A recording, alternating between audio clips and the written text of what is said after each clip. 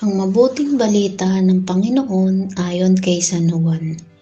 Kinabukasan, nakita ni Juan si Jesus na lumapit sa kanya.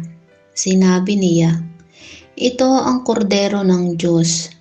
Ito ang nag-aalis ng mga kasalanan ng sanlibutan.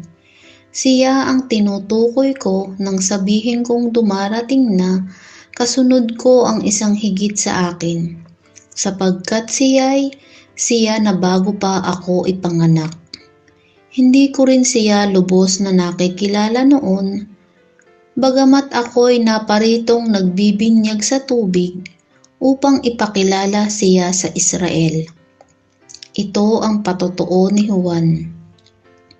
Nakita ko ang Espiritong bumababa buhat sa langit, gaya ng isang kalapati at nanatili sa kanya. Hindi ko nga siya lubos na nakikilala noon, ngunit ang pagsugo sa akin upang magbinyag sa tubig ang nagsabi sa akin, "Makikita mo ang Espiritu na bababa at mananatili sa isang tao. Siya ang magbibinyag sa pamamagitan ng Espiritu Santo."